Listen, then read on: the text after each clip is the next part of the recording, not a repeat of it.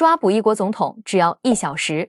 美军闪电战对世界冲击有多大？抓走马杜罗后，美军仍驻扎加勒比海还有哪些战略意图？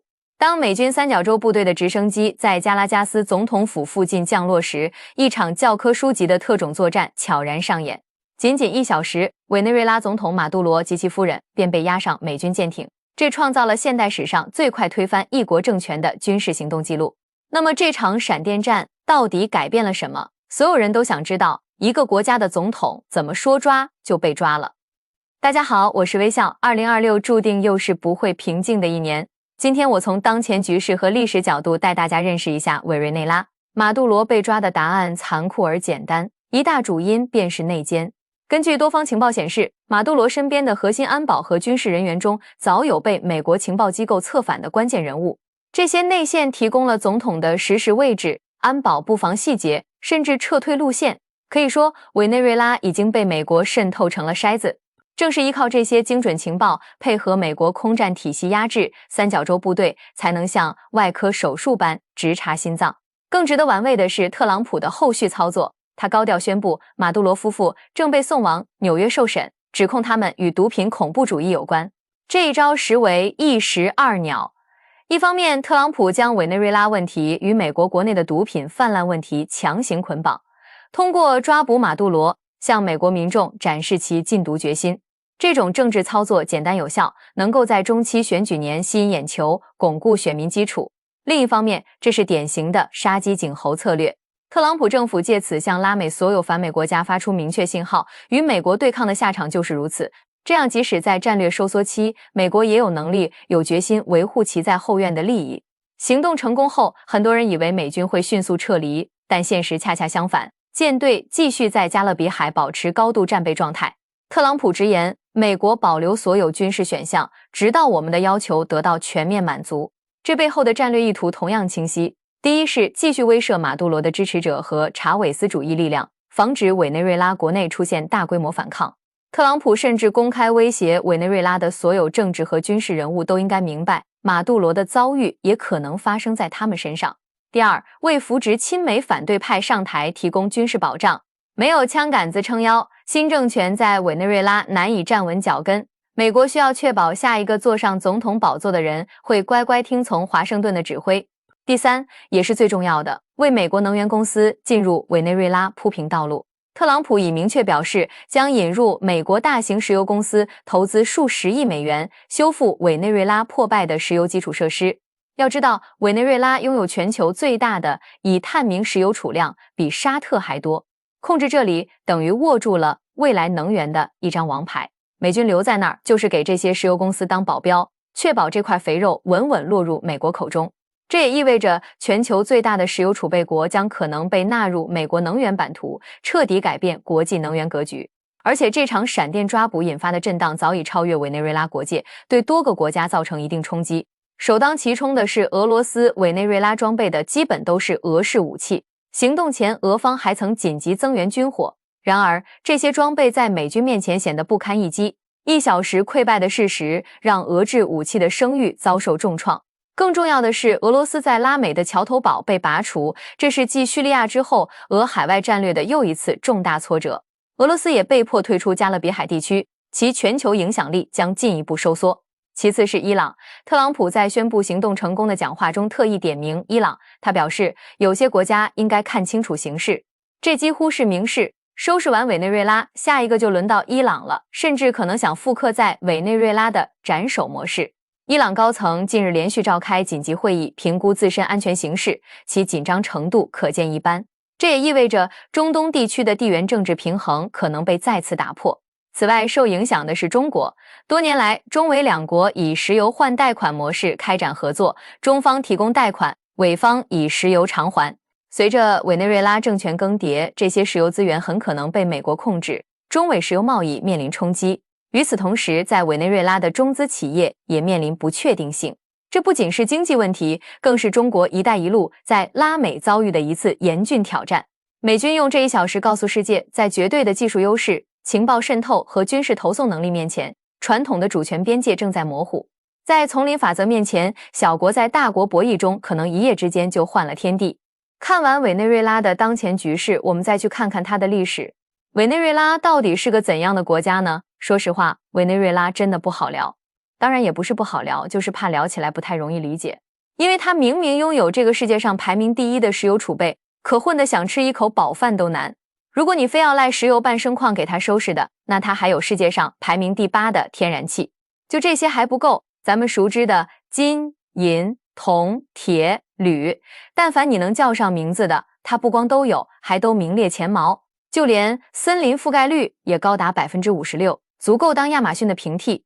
就这样一个国家，你不说它富到流油，也不能吃饭都费劲吧？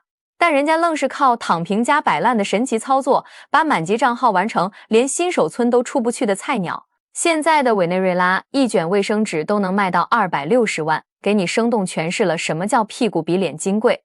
严重的物资匮乏导致抢劫案频发，但是劫匪们除了钱不抢，其他什么都抢。还有乞丐们宁愿翻垃圾都不愿意捡钱。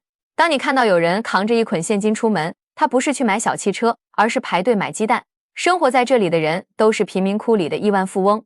这种乱象政府早已经彻底摆烂，国家为了省电，规定全国人民每周只用上4天班，剩下的时间你就在家睡觉，睡着了你就不饿了。那今天咱们就来聊聊这个含着金钥匙出生的天选之子是如何通过一系列神奇操作，把一手好牌打得稀巴烂的。委内瑞拉是南美洲北部的小巨人，面积91万平方公里，差不多9个韩国大。这块地最早是该溜子航海家哥伦布发现的，随后就理所应当的多沦为了西班牙的殖民地。时间来到了18世纪以后，随着南美在玻利瓦尔的领导下解放了，这委内瑞拉也从一个殖民地变成了一个独立的国家。此时的委内瑞拉还是比较本分的，全民就是种点可可豆，根本不愁卖。虽然这日子过得是紧巴巴的，但是能吃上饱饭。一转眼到了19世纪90年代，他的命运悄然发生了改变。在委内瑞拉西部，英国的壳牌公司将一根粗壮的钻头插入了地球深处，只听扑哧一声，洞口喷出了几十米的黑色液体。这一喷直接给委内瑞拉的国运喷出了一个新的高度，等于是螺旋升天了。他这一看，我还种啥地呀？放下锄头搞石油。于是全世界的石油企业纷纷入驻，开始大肆开采石油，当然也包括石油半生矿老美。结果这帮石油公司们发现，这地方的石油不是多，是多到离谱。产量最高的一口油井10天就能喷出来10万多桶，这一下子震惊了全世界。很快，委内瑞拉的石油产量就从140万桶提高到了1亿桶，并且成为了世界上排名第1的石油国。1943年，委内瑞拉又立法规定，外国公司的利润要留下一半。这一下子彻底让他走上人生巅峰。到了1950年，其人均 GDP 高达7400美刀，排名世界第4。但你要说他春风得意吧，也不至于，因为他这个石油产量中，美国公司占了将近 70%， 英国壳牌占了 26%， 这钱都让别人挣了，他就闹心呢，在我地盘上挖东西，凭啥你们拿大头？一合计得谈判，把老美、大英叫了过来，说这么整可不行，咱们得5-5开。老美一听，咋地我都有利润，就同意了。你以为美国人能有这好心吗？是因为委内的人民过得好点，他这事儿也少，而且都挣你这么些年钱了，也差不多了。但是委内瑞拉的领导人一合计，又不干了，这可是我家地盘啊，我凭啥拿一半啊？我都得要。他想的是，我现在人均 GDP 都世界第4了，这要是我全拿，我这不彻底螺旋升天了吗？好在这委内瑞拉的领导人还没完全疯，他知道这美国是世界老大，还不能跟他撕破脸皮，我得看看我兄弟沙特是怎么做的。要干大事儿就得先沉住气，本着有雷他先烫，安全咱们再上这2大原则。等到了1970年，沙特抓准美苏争霸的关键时期，提出要把石油公司归为己有。老美担心不给足沙特好处，沙特很可能倒向更近的苏联。为了拉拢沙特，老美才最终同意出售股权的。这委内瑞拉一看，这沙特不仅把股权从美国人手里拿了回来，而且还跟美国人的关系搞得挺好。他是光看到结果了，他没学人家的过程。沙特呢是审时度势，抓住了千载难逢的战略期窗口。可这委内瑞拉跟人装没心眼子，直接跟老美摊牌了，说我们现在要把税收提高到 60%， 他的意思是逼这些企业自己走。这一提高就弄得外企是苦不堪言，几乎没有什么利润了。但是人家咬咬牙也同意了。委内的领导人一合计，你们是真挣钱呢，我都提高这么老些了，你们还有利润，必须给你们全部收回来。直接就把这美国人叫了过来，往桌子上扔了10亿美金，霸气地宣布：钱你拿走，公司归我。老美愣在原地半天没缓过来，开始了自我怀疑，说我这玩了一辈子鹰，最后让鹰给玩了，而且自己可是号称世界头号流氓，向来只有我抢别人的份儿，今天我居然被一个南美小国给明抢了。那你说这美国人能惯着你吗？这梁子算是结死了。但鉴于当时的局势和油价，老美并没有当即拍桌子。而让老美万万没想到的是，还没等自己出手呢，这委内瑞拉自己就给自己玩废了。委内把石油公司收回来以后，确实迎来了第二春，但它的前身毕竟是农业城市，采油技术都是西方的。按理来说，你赚钱了，你是不是得研究一下你的炼油技术，或者是你发展工业，再不济你建设一下农业也行。但人家不，他就发福利，不愿意上班是吧？直接发钱，因为福利就是选票。这历届总统就苦心琢磨发福利，为了上位就开始疯狂的内卷。你发10块我就发100，你发100我就发1000，你发1000我直接分房，那是一个比一个发得狠。到了1999年，尼德兰最受欢迎的领导人查韦斯上台了。他为什么这么受欢迎呢？是因为他让委内人民提前20年享受到了共同富裕。他已经不光是给所有人提供免费教育、免费医疗了，就连宠物治病都能找国家报销。国内的物价太贵，没事儿，国家高价买进来，低价卖给人民。这哥们儿简直就是南美的圣诞老人。其实这要是换成沙特，人家也能玩，因为人家的石油开采成本低，不到10美金，而且都是轻质油。但这委内基本上都是重油，开采成本合到了25美金一桶。石油呢，一共分3种。一种是轻质油，沙特就是轻质油，最多的是中质油，最不好的就是重油。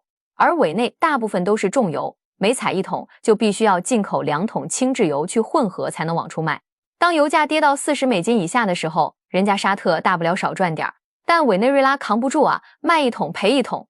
眼看政府没钱了，这福利却万万不能停，福利一断，老百姓保管把我轰下台。可政府没钱，从国外进口物资，自己国内又没什么产业，要啥没有，我拿什么发福利？这个时候已经是查韦斯的小弟马杜罗当选了。马杜罗以前是公交车司机，靠着溜须拍马成为了查韦斯的义子，他全盘继承了查韦斯的一切政策。当然除了运气，查韦斯在位的时候干啥他就干啥，但人家查韦斯幸运呢，他在位那几年油价是酷往上涨，人家福利发得起。但是到了14年左右，这石油价格急转直下，他还想沿用之前的体系，但是现在没钱了，这福利就发不下去，没福利就等于没选票，这下可要了亲命了。于是马杜罗灵机一动，一个天才的想法孕育而生，这印钞机是不是咱家的？是咱家的。印多少是不是咱自己说的算？他这一开启狂暴的印钞，直接让全民实现了钞票论斤称的土豪梦想。这一天才操作，把委内的通货膨胀率干到了1000万。但你别看通货膨胀这么严重，这马杜罗有招啊！他命令全国的商人，所有的生活必需品必须按照政府规定的白菜价出售。但是委内轻工业、重工业是一个没有所有的东西都得从外头进，但是政府不管你多少钱进的货，哪怕你进货100万，你就得卖10块钱，不卖我就毙了你。这都不是逼良为娼了，是直接逼人去死。那这谁还做生意啊？于是这帮商人要么转入黑市，把东西卖到天价，要么关门大吉，跑得比博尔特还快。咱就是说，你这日子都过成这个样子了，他不应该好好休养生息，寻求自救吗？人家不，就算连菜叶子都吃不上了，也要把全部家当都砸在选美事业上。在委内瑞拉，选美不是娱乐，是信仰，是刚需。据统计，委内瑞拉一共获得过60多次国际选美大赛的冠军。在委内瑞拉，每一个村庄都有一名选美王后，甚至监狱里都不缺乏选美囚犯。对他们来说，每年9月份的选美大赛是最大的事儿，就算天塌下来，也不可能阻止他们选美。而美女也成为了这个国家崩溃的最后一块遮羞布，也是人民逃离残酷现实的精神鸦片。他们宁愿在饥饿中欣赏美女的微笑，也不愿面对千疮百孔的现实。现在，委内瑞拉已经不公布经济数据了，因为实在是太烂了。